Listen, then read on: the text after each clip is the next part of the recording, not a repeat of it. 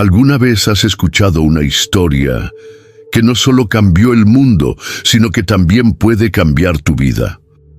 Hoy vamos a hablar de algo que sucedió hace más de 2000 años, algo que desafía la lógica, que rompe con todas las leyes naturales, y que, si es cierto, todo lo que crees saber sobre la vida, la muerte y el más allá, se vuelve a cuestionar. Es la historia de un hombre, un maestro, un sanador, un líder, y según millones de personas en todo el mundo, el Hijo de Dios. Pero no hablamos solo de su vida, ni siquiera de su muerte. Hablamos de lo que pasó después, de ese evento que marcó una línea divisoria en la historia humana, la resurrección de Jesucristo. Este no es un video religioso cualquiera. No te voy a pedir que creas sin preguntar, ni te voy a dar sermones vacíos. Vamos a investigar los hechos, las pruebas, los testimonios y sobre todo, la pregunta que nadie quiere responder. ¿Realmente resucitó o fue todo una invención? Prepárate para descubrir uno de los misterios más impactantes de la historia. Porque esto no es solo un relato antiguo, es una historia que sigue viva, que sigue cambiando vidas y que, tal vez, esté buscando la tuya. Suscríbete ahora, activa la campanita y no te saltes ni un segundo de esta narración, porque si de verdad quieres entender por qué el cristianismo existe, tienes que saber qué pasó aquel domingo, cuando el sepulcro se encontró vacío. Dale play y prepárate para conocer el misterio de la resurrección más allá de lo que crees. Déjanos tus comentarios. ¿Crees que este es solo un mito? ¿O hay algo más detrás? Todo comenzó en un rincón del mundo antiguo, donde el poder romano dominaba con puño de hierro. Yo, como investigador curioso, me adentré en esa época tratando de entender cómo una noticia tan impactante como la resurrección pudo cambiarlo todo. Estamos hablando del siglo I después de Cristo, cuando Palestina era solo una provincia más bajo el control del Imperio Romano. Pero no cualquier provincia. Aquí vivía un pueblo con una historia única, los judíos.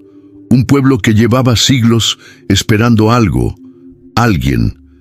Esa expectativa no era casualidad.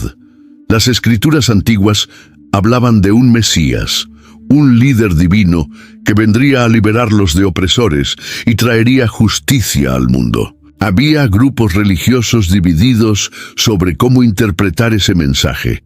Los fariseos creían en la resurrección futura. Los saduceos rechazaban esa idea. Los esenios vivían apartados, preparándose para el fin de los tiempos. En medio de todo esto, surgiría alguien que desafiaría todas las expectativas. ¿Qué pasaba por la mente de quienes vivían entonces? Sentían que algo grande estaba por suceder. Yo, mientras revisaba antiguos manuscritos y recorría las calles de lo que fue Jerusalén, sentía que algo se movía bajo mis pies.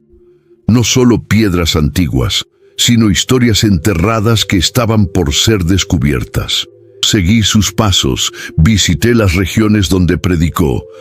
Caminé por el lago de Galilea, crucé pueblos como Cafarnaúm y entendí por qué eligió ese lugar como punto de partida.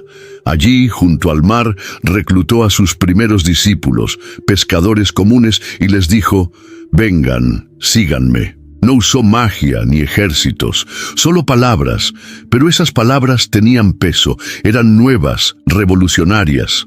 Hablaba de un reino que no era de este mundo, de amor incondicional, de perdón incluso a tus enemigos. Gente herida, marginada, excluida socialmente, encontraba en él una nueva forma de vivir. Y no solo eso, también hacía cosas que no podían explicarse fácilmente. Sanaba enfermos, expulsaba demonios, calmaba tormentas. Gente normal no hace eso. Ni siquiera los mejores médicos de la época podían hacerlo. Entonces, ¿qué tipo de hombre era este Jesús? Conforme avanzaba mi investigación, una pregunta me quemaba por dentro. Si este hombre realmente existió, ¿qué pasó después? porque todo indica que no terminó como cualquiera. Llegué a Jerusalén buscando respuestas. La ciudad era el corazón del pueblo judío, el lugar donde todo se decidía. Era Pascua, la fiesta más importante del año. Miles de personas llegaban de toda Judea y Galilea para celebrar. Y entre ellos entraba triunfalmente un hombre montado en un burro, Jesús de Nazaret. Había algo simbólico en esa entrada. El burro no era un animal de guerra, sino de paz, una clara señal de quién era él, el rey prometido, pero no como esperaban. No venía con espada, sino con enseñanzas, y así, rodeado de multitudes que gritaban «Hosana», Jesús ingresó a la ciudad santa. Pero no todos lo recibieron con alegría. Para algunos líderes religiosos, esto era peligroso, demasiado poder sobre el pueblo, demasiada influencia, demasiado cambio. Y aunque muchos lo veían como el Mesías, otros lo miraban como una amenaza. En el templo, Jesús actuó con autoridad, expulsó a los mercaderes, acusándolos de convertir la casa de Dios en un mercado. Fue un acto político, religioso, simbólico, un desafío directo al sistema establecido. Y en ese momento, algo cambió.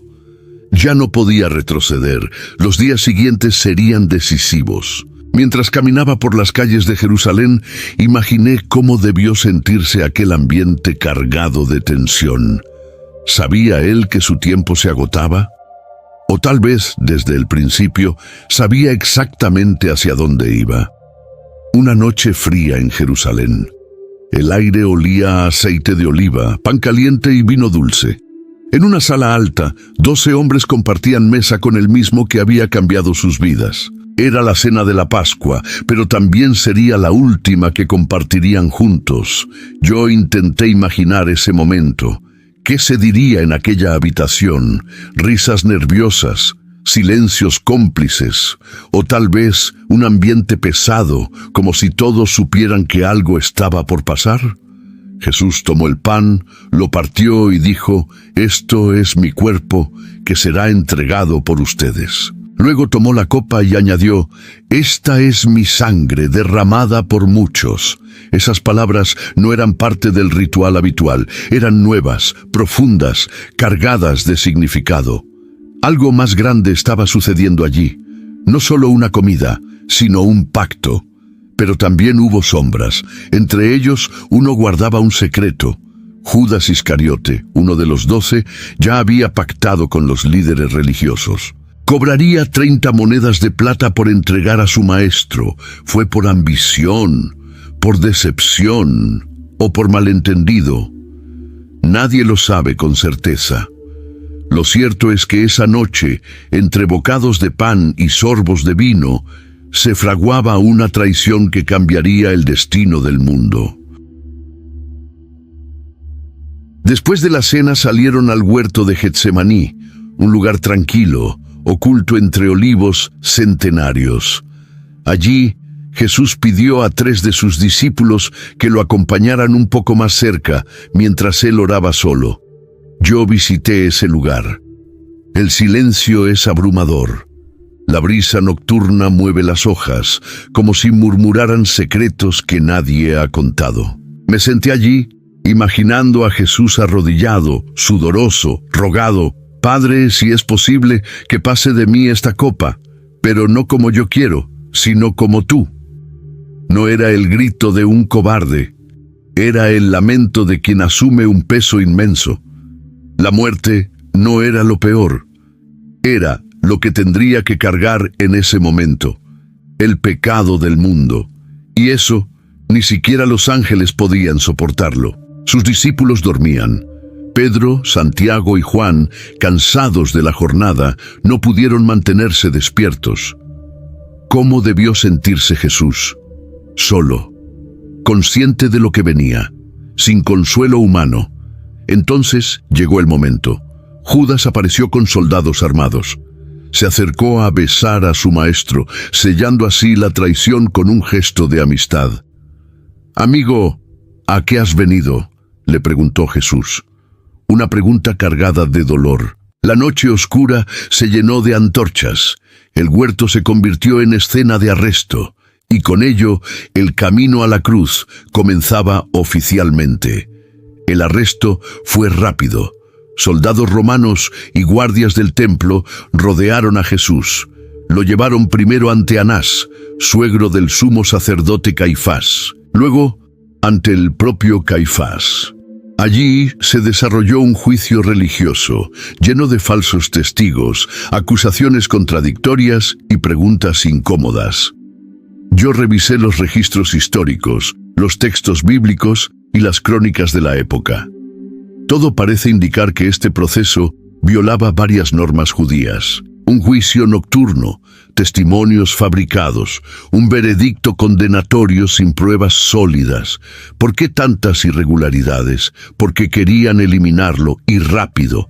Pedro, uno de sus discípulos más cercanos, observaba desde afuera. 3 veces negó conocer a Jesús. La culpa debió haber sido insoportable, pero no era el único que temblaba. Los demás discípulos huyeron, desaparecieron. Al día siguiente Jesús fue llevado ante Poncio Pilato, el gobernador romano. No le interesaba demasiado el conflicto religioso, pero sí mantener el orden. Le preguntó a Jesús: ¿Eres el rey de los judíos? Él respondió: Tú lo dices. Pilato no encontró causa para condenarlo. Quiso liberarlo, incluso ofreció a Barrabás, un criminal, como alternativa. Pero la multitud, manipulada por los líderes religiosos, clamó: ¡Crucifícalo! Y así, un hombre inocente fue condenado, por presión política, por miedo, por poder. Pilato se lavó las manos, literalmente. No soy responsable de la sangre de este justo, dijo. Pero la decisión estaba tomada. El sol subía lentamente sobre Jerusalén, pero no traía calor, sino sombra. La multitud se había reunido cerca de una colina llamada Gólgota, el lugar de la calavera. Allí, como si fuera un crimen común, preparaban 3 cruces, una para Jesús y 2 para ladrones comunes. Yo intenté imaginarlo todo. El ruido de los martillos clavando madera en carne humana, los gritos ahogados por el dolor, las miradas de impotencia de quienes lo amaban. No era solo una ejecución, era una exhibición de poder. Roma decía: aquí termina la rebelión. Jesús fue despojado de sus ropas. Su cuerpo, ya marcado por la flagelación brutal, fue levantado ante todos. Encima de su cabeza, una placa escrita en 3 idiomas decía: Este es Jesús, Rey de los Judíos. Ironía o burla, no lo sé, pero allí estaba él, colgado entre cielo y tierra, como puente entre humanidad y divinidad. Durante horas sufrió. En medio del dolor, pronunció frases que me hicieron detenerme a pensar. Padre, perdónalos, porque no saben lo que hacen. ¿Cómo alguien puede perdonar así? ¿Cómo desde el dolor más extremo ofrece gracia? También habló a uno de los ladrones crucificados junto a él. Hoy estarás conmigo en el paraíso. Esa promesa no tenía sentido humano, pero sí divino. Cuando el sol se oscureció y la tierra tembló, Jesús exclamó: consumado es. Y luego, con voz fuerte dijo: Padre, en tus manos entrego mi espíritu. Y murió. Fue entonces cuando un centurión romano, testigo de cientos de muertes, dijo algo inesperado. Realmente este hombre era hijo de Dios. ¿Qué quiso decir? ¿Qué vio? Yo no estuve allí, pero mientras leía estas palabras, sentí que algo más grande pasaba ese día. No solo la muerte de un hombre, sino el nacimiento de una esperanza.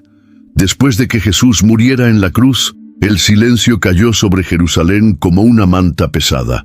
Sus seguidores, heridos y derrotados, apenas podían moverse. Algunos lloraban en secreto. Otros simplemente huían, buscando escapar del miedo que ahora corría por las calles. Pero hubo uno que no tuvo miedo: José de Arimatea, un miembro del Sanedrín que no había apoyado la condena de Jesús. Con valentía acudió a Pilato para pedir el cuerpo. Fue una acción arriesgada. Estaba pidiendo el cadáver de un hombre considerado traidor. Pero lo hizo, junto con Nicodemo, otro líder religioso que había simpatizado con Jesús.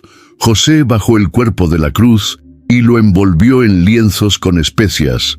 Lo llevaron a un sepulcro nuevo, excavado en la roca, un lugar que nunca antes había sido usado. Colocaron el cuerpo dentro y sellaron la entrada con una gran piedra. Mientras caminaba por el jardín de la tumba, imaginé cómo debió sentirse aquel momento. Silencio absoluto, oscuridad total, ningún sonido, excepto el rodar de la piedra que cerraba la entrada. Todo parecía haber terminado, pero no para todos. Algunas mujeres observaron desde lejos. María Magdalena, María madre de Jacobo, Salomé.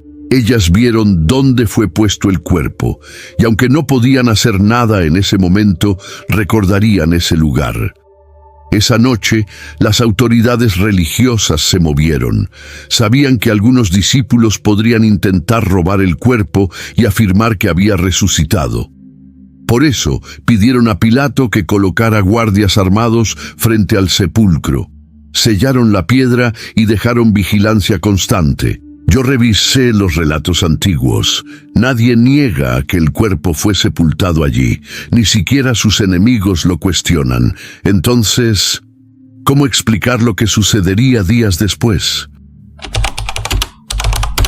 2000 años han pasado desde aquel domingo, desde que una tumba vacía desafió todas las explicaciones lógicas, desde que unos discípulos asustados se convirtieron en mártires dispuestos a morir por algo que afirmaban haber visto, y desde que un movimiento pequeño, oculto entre rumores de traición y muerte, se expandió por todo el mundo. Hoy millones de personas celebran esta historia no como un mito, sino como una realidad transformadora. No solo histórica, sino personal.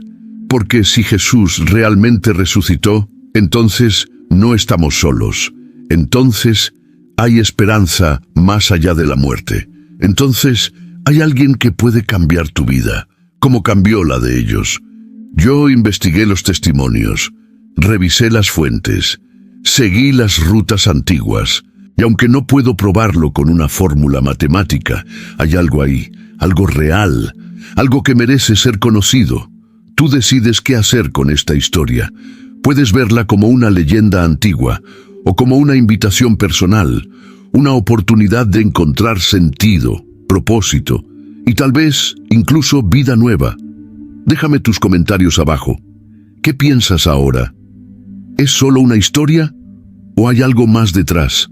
Suscríbete, activa la campanita y comparte este video, porque si hay una historia que vale la pena conocer, es esta.